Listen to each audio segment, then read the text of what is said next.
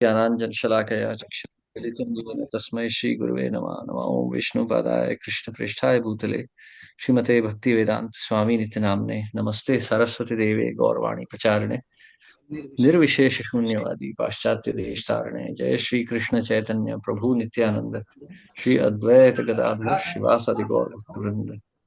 हरे कृष्ण कृष्ण कृष्ण हरे हरे, हरे राम राम राम हरे हरे।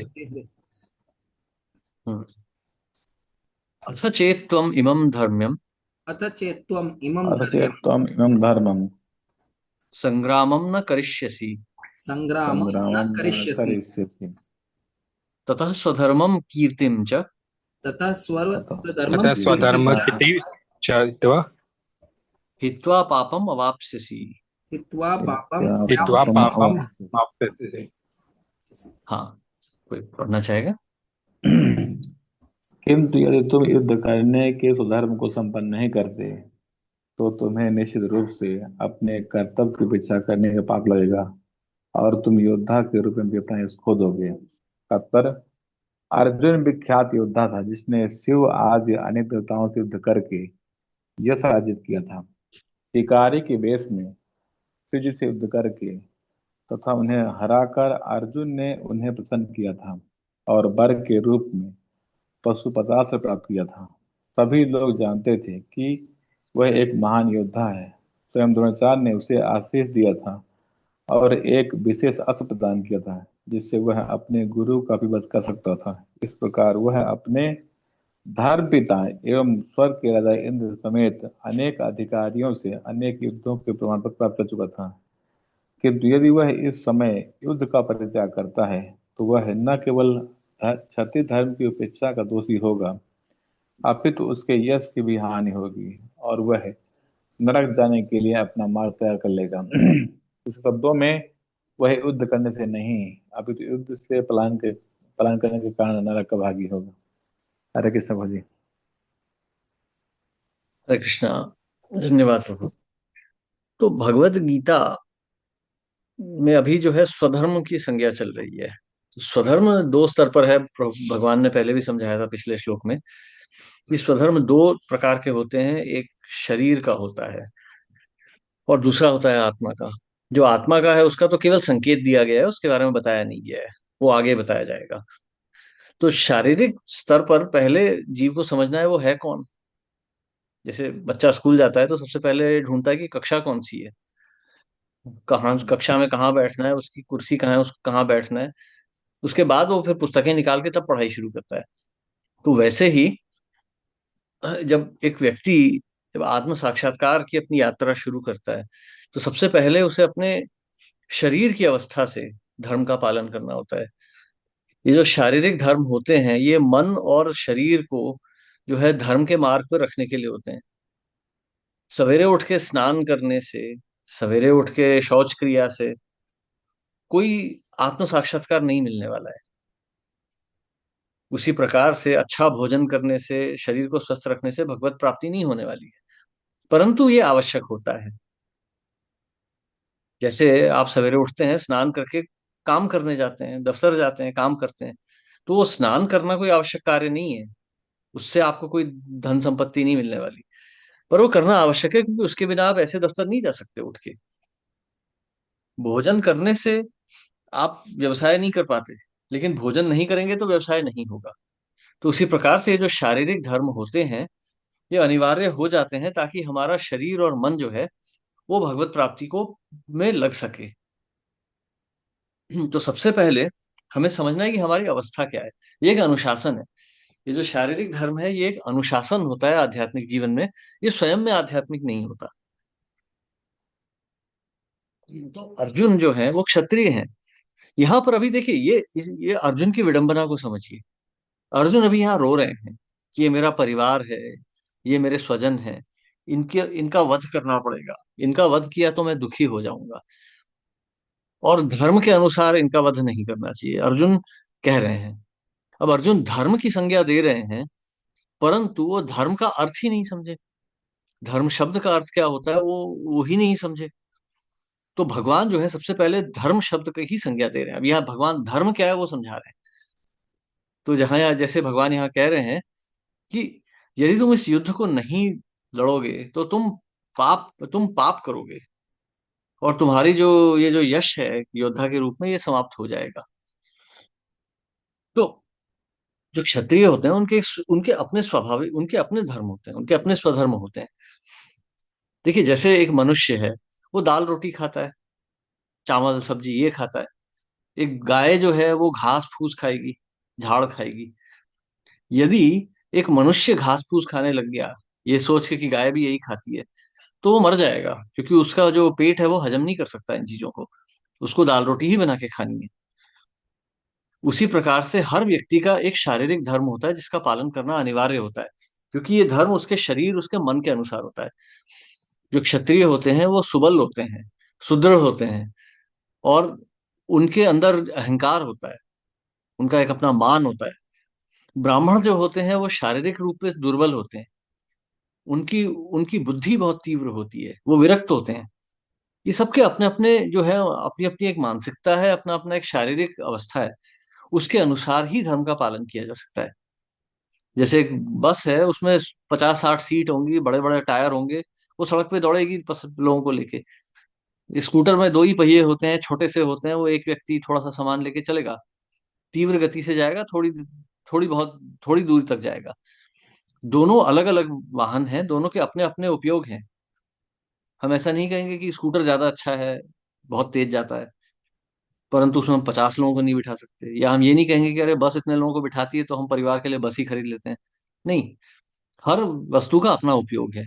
उसी प्रकार से हर शरीर, हर मन का अपना एक उपयोग होता है, उसके अनुसार उसका धर्म बनता है और उससे भगवत प्राप्ति की जा सकती है।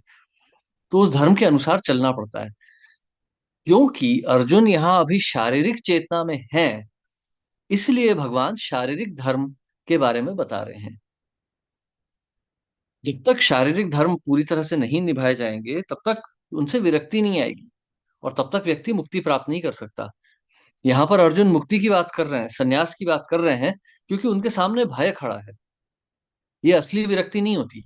असली विरक्ति तब होती है जब एक व्यक्ति जो है उसके सामने प्रलोभन हो तो भी उसका त्याग कर दे। जैसे अंग्रेजी में एक कहावत आती है कि morality is a lack of opportunity. इस संसार में लोग विरक्त इसलिए हो जाते हैं, साधु सक्कड़ इसलिए बन जाते हैं, क्योंकि उनको और कोई नौकरी नहीं मिल रही होती है। बचपन से मैं भी देखते आया हूँ बहुत साधुओं को, बोलते हैं हाँ अब क्या नौकरी धंधा नहीं मिला, पढ़ाई लिखाई नहीं किए तो और क्या करेंगे, साधु बन गए। ये साधु नहीं होता। साधु वो होता है जो भगवत प्राप्ति के लिए जीवन का त्याग करता है। वो चाहे पढ़ा लिखा हो, चाहे वो अनपढ़ हो, उसके जीवन का उद्देश्य भगवत प्राप्ति होती है। साधु पेट भरने के लिए नहीं बना जाता। यहाँ पर अर्जुन जो है साधु बनना चाहते हैं क्योंकि परिवार की मृत्यु दिख रही है उनको। पर ये साधु बनने की मानसिकता नहीं होती है। एक विरक्त पुरुष वो होता है जिसका परिवार हो या ना हो, धन संपत्ति हो या ना हो, वो स्वाभाविक रूप से विरक्त होता है कि नहीं, चाहे जो भी हो इस संसार में, मुझे भगवत प्राप्ति करनी है। भगवान ने पहले ही कहा है ना, शीतोष्ण सुख दुखता आगम पाइनो नित्या तामस तीक्ष्ण भारता। जो सहता है, जो इन सबको सह लेता है, सुख और दुख को सह लेता है। तो अर्जुन यहाँ दुख नहीं सह पा रहे हैं, परंतु भगवान उनसे कह रहे हैं कि इसके आगे सुख का भी प्रलोभन है, अभी दुख भी है, सुख भी आएगा, परंतु विरक्त होना है तो विरक्ति का मार्ग समझो पहले। तो भगवान अब विरक्ति का मार्ग समझाएंगे अर्जुन को कि कैसे आती है। हरे कृष्णा। तो जो व्यक्ति अपने धर्म से भाग जाएगा, डर से, वो व्यक्ति की दुर्गति ही होगी, उसकी अधोगति ही होगी, उसको नरक की ही प्राप्ति होगी। यदि आज अर्जुन ऐसा सोच के भाग रहे हैं कि मैं परिवार को नहीं मारना चाहता हूं, तो ये भी उनकी मृत्यु ही होगी। क्योंकि वो जैसे ही वो युद्ध को छोड़ देंगे, युद्ध का त्याग करेंगे, उनका अपयश होगा, लोग उनका मजाक बनाएंगे, उनकी कीर्ति समाप्त हो जाएगी, फिर भी ये परिवार नहीं बचेगा। तो उन्हें ऐसा लग रहा है कि वो परिवार को बचा लेंगे युद्ध छोड़ के, तो ऐसा नहीं होने वाला है, क्योंकि तब उनका संबंध टूट जाएगा। जैसे हम कहते हैं ना कि मृत्यु का भय क्या होता है। दरअसल मृत्यु का भय लोगों को इसलिए होता है क्योंकि चाहे हमारी मृत्यु हो या हमारे स्वजनों की मृत्यु हो, संग तो टूट ही रहा है ना हमेशा के लिए। चाहे मेरे पिता की मृत्यु मेरे आगे हो या मेरी मृत्यु उनके आगे हो, हमारा संबंध तो टूटने ही वाला है। तो दोनों ही व्यक्ति, जिसकी मृत्यु हो रही है और जिसकी मृत्यु जो और जो मृतक के साथ बैठा है, दोनों को एक ही समान दुख होने वाला है। तो यदि विरक्त होना है तो हमें समझना पड़ेगा कि ये कारण क्या है दुख का। उसको समझने के लिए सबसे प्राथमिक जो चरण है वो है स्वधर्म का पालन, वर्णाश्रम धर्म का पालन। क्योंकि वर्णाश्रम धर्म से धीरे धीरे चेतना शुद्ध होती है, तब विरक्ति उत्पन्न होती है और तब दुखों का निवारण होता है। हम्म। तो आगे बढ़ते हैं, श्लोक 34। अकीर्तिम चापि भूतानि अकीर्तिम चापि भूतानि कथयिष्यन्ति ते व्ययाम् कथिष्यन्ति ते अभ्याम कथयिष्यन्ति तेरयम् संभवावितस्य चाकीर्तिर् संभावितस्य चाकीर्ति संभावितस्य चार्किति मरणाद् अतिचिर्यते अतिरिच्यते। मरणात् मरणात् अतिरिच्यते। पढ़ना चाहेगा? लोग सदैव तुम्हारे अभ्यास का वर्णन करेंगे और सम्मान व्यक्ति के अभ्यास तो मृत्यु से बढ़कर है। तात्पर्य, आप अर्जुन के मित्र तथा गुरु के रूप में भगवान कृष्ण हैं। अर्जुन को युद्ध से विमुख न होने का अंतिम न देते हैं। वो कहते हैं, अर्जुन, ये तुम युद्ध प्रारंभ होने के पूर्व ही युद्ध भूमि छोड़ देते हो तो लोग तुम्हें कायर कहेंगे, और यदि तुम सोचते हो कि लोग गाली देते रहें किंतु तुम युद्ध भूमि से भागकर अपनी जान बचा लोगे, तो मेरी सलाह है कि तुम्हें युद्ध में मर जाना ही श्रेयस्कर होगा।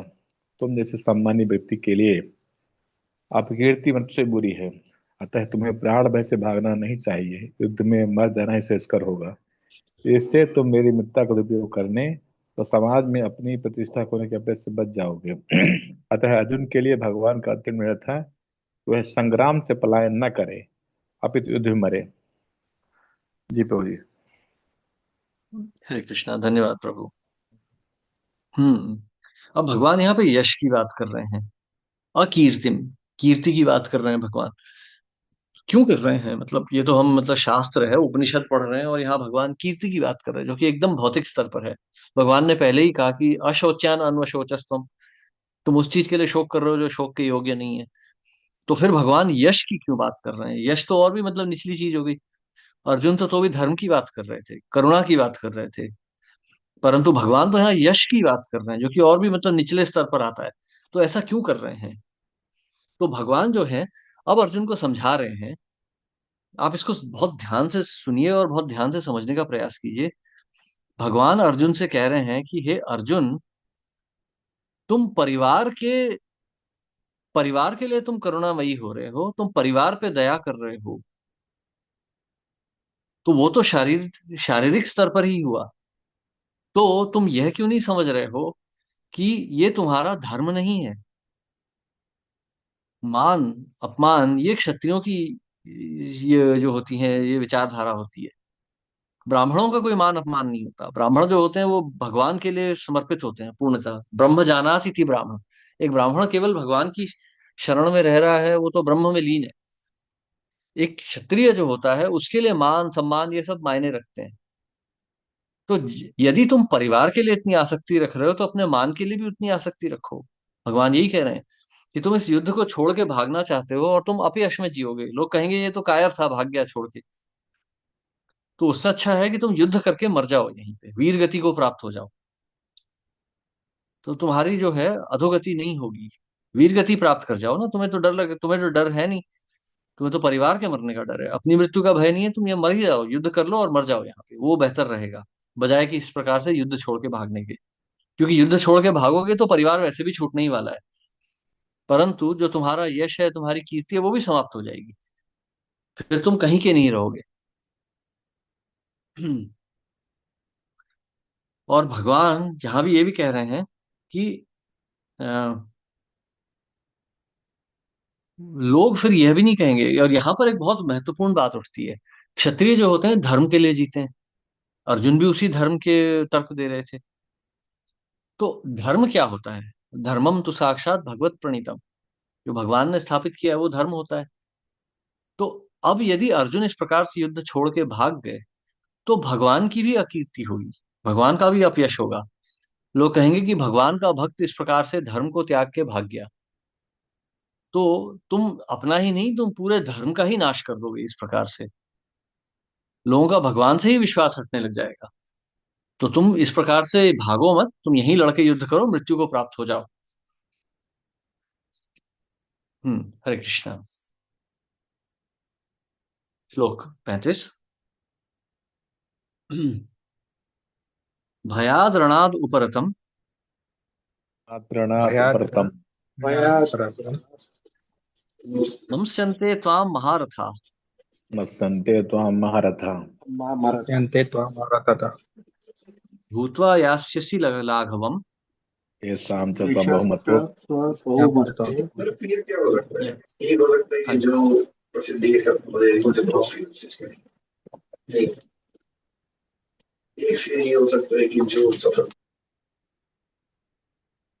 हाँ, कोई पढ़ना चाहते हैं? जिन जिन महान योद्धाओं ने तुम्हारे नाम पर सम्मान दिया है, वे सोचेंगे कि तुमने डर के हमारे युद्ध छोड़ दी, और इस तरह वे तुम्हें तुच्छ मानेंगे। तात्पर्य, भगवान कृष्ण अर्जुन को अपना निर्णय सुना रहे हैं। तुम यह मत सोचो कि दुर्योधन, कर्ण तथा अन्य समकालीन महारथी यह सोचेंगे कि तुमने अपने भाइयों तथा पितामह पर दया करके युद्धभूमि छोड़ी है। वे तो यह सोचेंगे कि तुमने अपने प्राणों के भय से युद्धभूमि छोड़ी है। इस प्रकार उनकी दृष्टि में तुम्हारे पर जो सम्मान है वह धूल मिल जाएगा। हरे कृष्ण जी। हम्म तो यहाँ भगवान अब आगे यही कह रहे हैं कि इस प्रकार से तुम्हारा अपयश बढ़ता जाएगा, लोग तुम्हारा अपमान करेंगे, तो ये तुम्हारे लिए मृत्यु से भी बेकार होगा।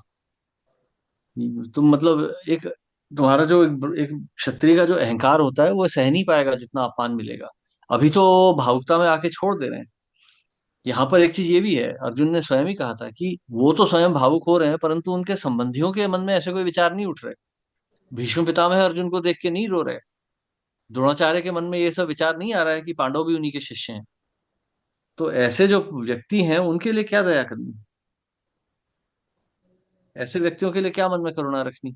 अपना यश भी आप गंवा रहे हैं ऐसे व्यक्तियों के लिए जो कि आपका मान भी नहीं करते, जो कि आपसे मतलब जो जिनका आपके आपके प्रति जिनके मन में कोई वो भी नहीं है, कोई करुणा नहीं है, कोई प्रेम नहीं है। श्लोक 36। अवाच्य वादांश्च बहून अवाच वादानाश्च बहून् वदिष्यन्ति तवाहिता वदन्ति तवाहिता निन्दन्तस्तव सामर्थ्यम निन्दन्तस्तव तव समर्थम् ततो दुःखतरम नु किम। ततो दुःखतरं नु किम्। तुम्हारे तो शत्रु अनेक प्रकार तुम्हारा वर्णन करेंगे। तुम्हारे शत्रु अनेक प्रकार के कटु शब्दों से तुम्हारा वर्णन करेंगे और तुम्हारी सामर्थ्य का उपहास करेंगे। तुम्हारे लिए इससे हृदय और क्या हो सकता है। तात्पर्य, प्रारंभ में ही भगवान कृष्ण को अर्जुन के अयाचित दया भाव पर आश्चर्य हुआ था और उन्होंने इस दया भाव को अनुचित बताया था। अब उन्होंने विस्तार से अर्जुन के तथाकथित दया भाव के विरुद्ध कहे गए अपने वचनों को सिद्ध कर दिया। जी तो जी, हरे कृष्णा। हरे कृष्णा। धन्यवाद। तो यही भगवान यही कह रहे हैं कि आप किनके लिए दया कर रहे हो। ये अभी अभी ही युद्ध करने के लिए खड़े हैं आपसे, आपको मारने के लिए तैयार खड़े हैं, और अगर ये आप छोड़ के भाग गए तो आपका ही ये अपमान करने जा रहे हैं। बहुत ही बुरे शब्दों में आपका नाम लेंगे ये। तो ऐसे जो हैं, इससे ज्यादा आपको क्या पीड़ा होने वाली है। अभी आपको पीड़ा हो रही है कि इनकी मृत्यु होगी। जब आप इनका दुर्व्यवहार देखोगे, आपने धर्म छोड़ दिया है इनके लिए, और इनका दुर्व्यवहार नहीं रुकने वाला है। इसको बहुत ध्यान से पढ़िए इस श्लोक को। अवाच्य वादांश बहून। अवाच्य ऐसे शब्दों का प्रयोग करेंगे जो कहने लायक नहीं होते। देखिए, शास्त्रों के नियम बड़े कठोर होते हैं। आप इसको इस प्रकार से समझिए, हमारे शास्त्रों में ये गालियां देना, बुरे शब्द कहना, बुराई करना, ये सब निषिद्ध है, क्योंकि ऐसा करने से पाप लगता है। ये जो हमारी जिह्वा दी है भगवान ने, ये हरिनाम के उच्चारण के लिए है। यहां से आप यदि गंदी गंदी गालियां देंगे या कुछ कहेंगे तो ये जो है ये पाप होता है। आप दुरुपयोग कर रहे हैं भगवान की द्वारा दी हुई जो जो संपत्ति है उसका। जैसे आप मान लीजिए आप सरकारी नौकरी करते हैं, आपको सरकारी गाड़ी मिलती है, आप वो गाड़ी लेके रेसिंग करने लग जाते हैं या किसी को ठोक देते हैं, किसी को कुचल देते हैं, तो आपको बड़ा कड़ा दंड मिलेगा। एक तो अपराध का दंड मिलेगा, दूसरा वो सरकारी गाड़ी को खराब करने का भी अलग से दंड मिलेगा।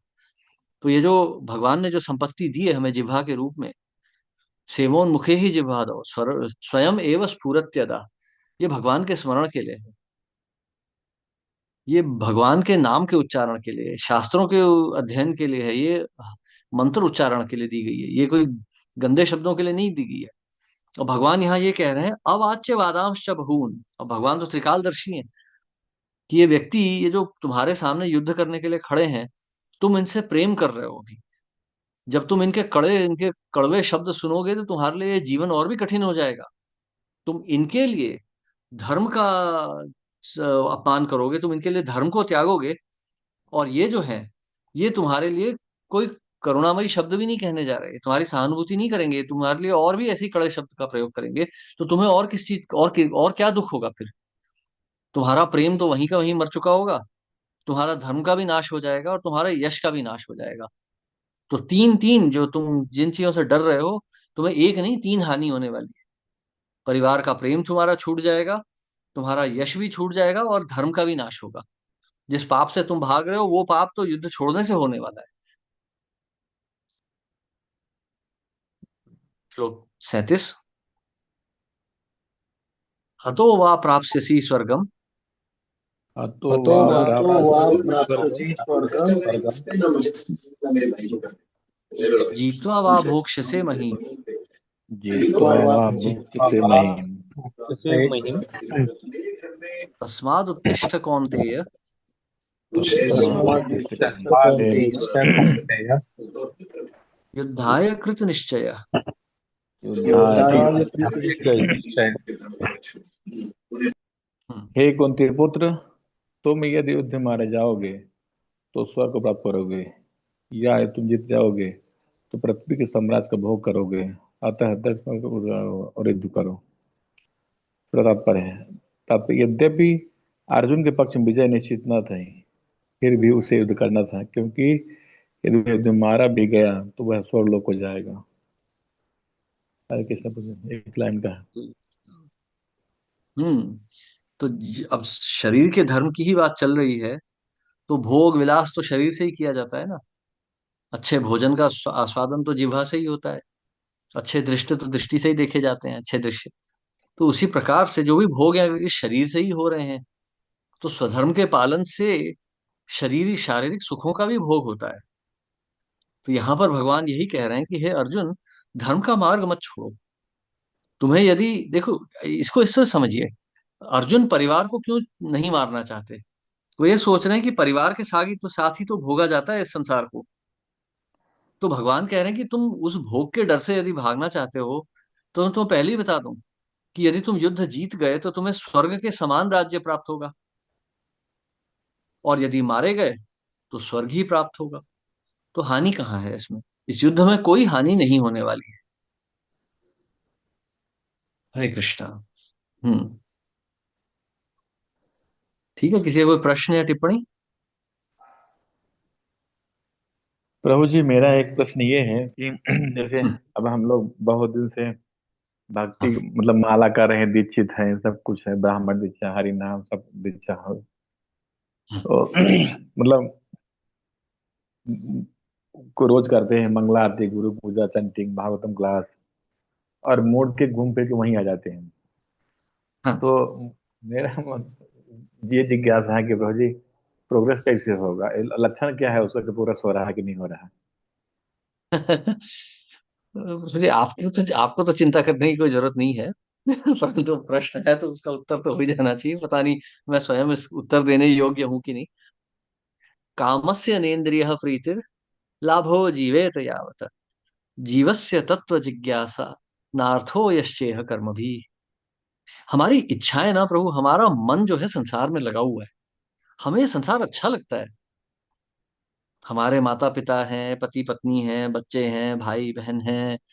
ये दुनिया तो अच्छी लग रही है देखने में, पेड़ पौधे हैं, नदियां हैं, वन है, क्या क्या नहीं है देखने लायक। हमारा मन लगा हुआ है इधर प्रभु। तो हमारा मन यहाँ लगा है, हम बुद्धि को भगवान में लगा रहे हैं। तो उसकी वजह से हमारा मन ना भगवान में लग नहीं पा रहा है, टिक नहीं रहा है। तो जब ये मन जिस दिन भगवान में लगेगा उस दिन हम भक्ति कर पाएंगे। ये पूरे जो साधना भक्ति है, ये वही एक संघर्ष है जहां हम अपने मन को संसार से हटा के भगवान में लगाने का प्रयास कर रहे हैं। इसीलिए हम भगवान के यश की कथाएं सुनते हैं, हम संसार के दुखों के बारे में सुनते हैं। आप यदि कभी देखिए, जैसे मुझे याद है कभी कुछ ही दिनों पहले की बात है कि एक लेक्चर हुआ था भागवतम का, वहां पे कुछ था ऐसे ही, मतलब यही ऐसे ही कुछ विषय था, विरक्ति के ऊपर था। तो वहां पे प्रभुपाद ने तात्पर्य में लिखा था कि ये संसार कितना मतलब कठोर है, कितना ये दुखदाई है।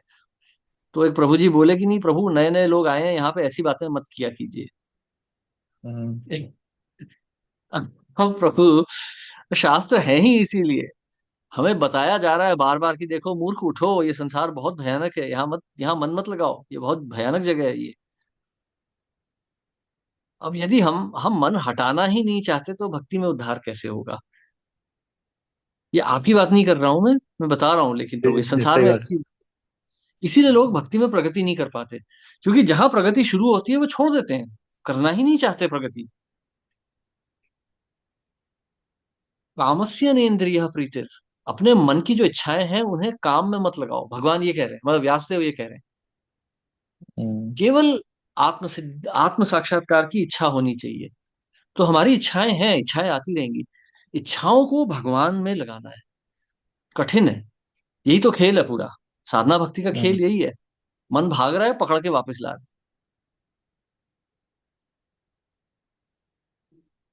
ये अद्भुत अच्छा प्रश्न है प्रभु, आपने सीधे तो भागवतम से जी, ही पूछ लिया। जैसे, नहीं नहीं, ये मैं, ये सब्जेक्ट नहीं है भाई। जैसे क्या है, मैं आज को जो सुबह टाइम क्या है ना, यहाँ पे गंदा बनाया हुआ हूँ। तो अच्छा। वृंदावन में क्या है, सुबह टाइम भागवतम क्लास बाद महाराज से क्वेश्चन किया। हम्म। तो महाराज बोले कि जो है ना, ये संसार में जो है ना, मतलब क्या आपको कुछ वैराग्य उत्पन्न हुआ? मतलब मैं गेस्ट हाउस में गया था मिलने के लिए महाराज से। तो महाराज 2 घंटा बैठा तो महाराज कह रहे थे कि जो है, अगर संसार से हमको क्या है ना, मतलब हम्म। कम अच्छा लगने लगा है संसार ये, हम्म। तो ये तो वैराग्य है। तो मैं कहा महाराज वो तो फिर आज तक हुआ नहीं, संसार तो खूब अच्छा लगता है। तो महाराज हम्म। बोले कि वैराग्य तो फिर है ही नहीं है। तो नहीं, यहाँ मैं तो आपको ना प्रभु, क्योंकि अब आप तो ब्रह्मचारी हैं, यहीं पे इसी विषय पे ना थोड़ा सा और बात करना चाहूंगा मैं प्रभु। जी बोलिए। मतलब क्या होता है, कभी कभी क्या होता है, कुछ व्यक्ति होते हैं बोलते हैं कि नहीं स्त्री का संग नहीं करना चाहिए, ब्रह्मचारी बन जाते हैं, सन्यासी बन जाते हैं। हम्म अब क्या होता है प्रभु, स्त्री से विरक्ति जो आनी है ना, वो मन से आनी चाहिए। जिसे प्रभुपाद कहते हैं ना, इनडिफरेंस आनी चाहिए। हमारा मतलब कुछ, जी।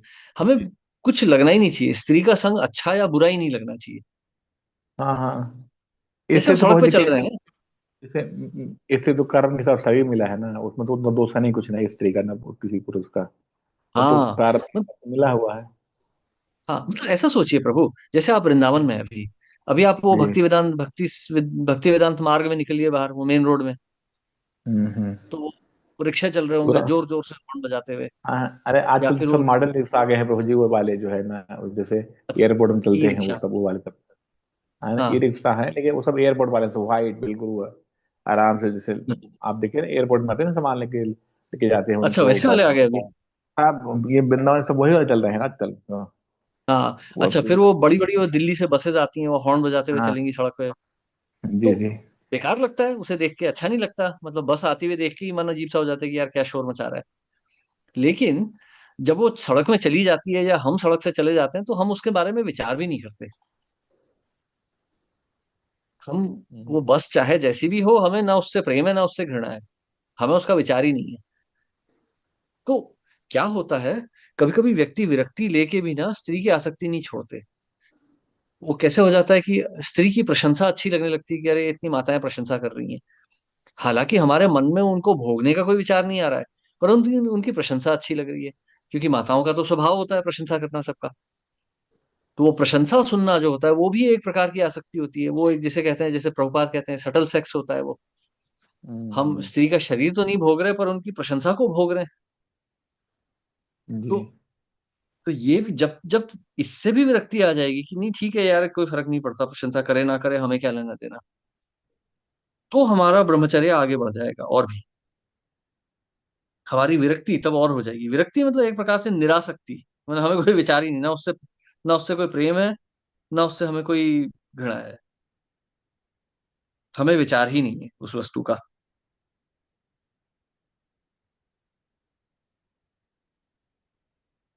तो ये सब भागवतम में आती हैं ये चीजें। प्रभुपाद भागवतम के तात्पर्यों में इस बातों को बहुत ध्यान से समझाते हैं।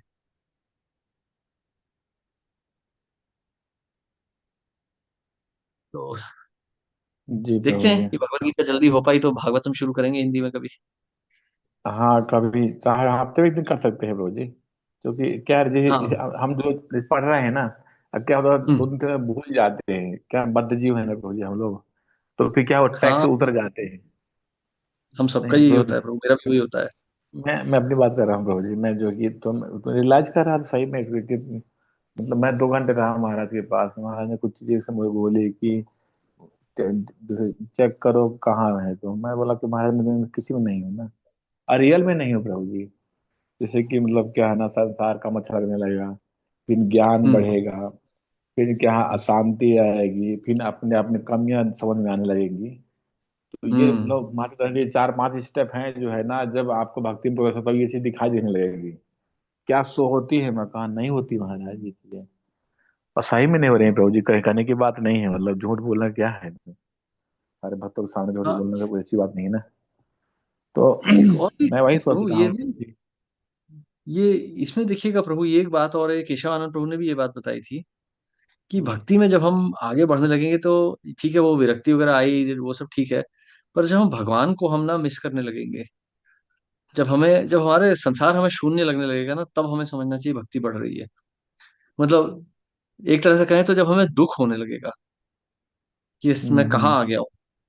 मतलब हो सकता है भगवान का विचार तभी भी ना आए, लेकिन जब हमें संसार को देख के दुख होने लगे कि ये संसार में दुख ही दुख दिख रहा है मुझे, तो कहीं कुछ है ही नहीं संसार में, शून्यायतम जगत सर्वम, हम्म। जिस दिन हमें लगने लगे वो दिन हमें समझना चाहिए कि भक्ति में अब हम आगे बढ़ने लगे हैं। क्योंकि ये बहुत जी जैसे आजकल क्या क्लास होते हैं ना भागवतम, तो इतना डिटेल में नहीं कुछ जाता है ना। सब कहानी सुनाते हैं, जानते हैं आप जो है ना, वो हाँ, प्रिंसिपल पे ये ज्यादा थोड़ा दुख की फोकस बात किया है। जाता है ना। तो वो फिर थोड़ा सा क्या, वो टच नहीं करता ना हार्ट को। मतलब हाँ। ये चीजें होती है ना, फिर वो क्या हम उसी मूड में रहते हैं, प्रसाद 2 टाइम लेते हैं, खाते पीते हैं, हम्म। घूमते हैं, यहाँ बोलते हैं हरे कृष्णा होता है सब कुछ। प्रभु जी आप प्रसाद लेने के लिए चलो, कोई बात, चलते हैं आराम से खा के आते हैं। वहां प्रणाम किया, हम्म। किसी ने दक्षिणा दे दिया, सब यही चल रहा है ना पूरा। अब वो सब चल रहा है, दिन आते निकल रहे हैं, आ रहे हैं, जा रहे हैं, दिन निकल रहे हैं इसी तरह।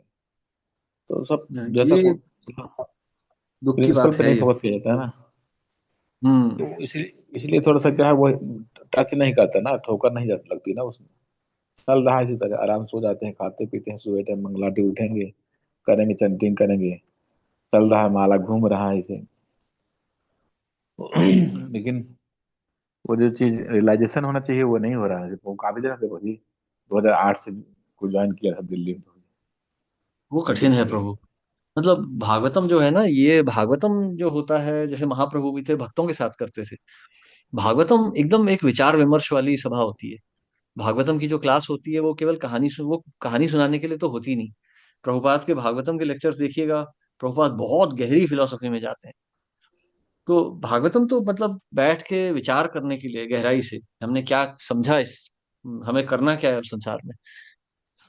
तो वो थोड़ा सा दुख की बात है, आजकल अब हो नहीं रहा है कहीं भी। हम्म। करते हैं प्रभु, शुरू करते हैं। मैं ढूंढता हूँ कहीं से हिंदी भागवतम मिली तो, क्योंकि वो थोड़ा सा उसका पीडीएफ मिलना थोड़ा कठिन है प्रभु। आप बता, मैं आपको भेज दूं हिंदी भागवतम। देखिए ये है कि जो है ना, पूरा सर का सर भेज दूं वहीं पे फिनलैंड में।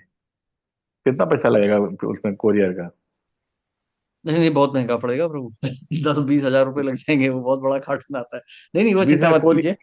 कोरियर में पहुंची। ये मैं बहुत महंगा आपको जी पड़ता है। आपको जो है ना उसमें, मेरे पास एक बीबीटी का वो है, लेकिन मतलब वो थोड़ा सा वो है,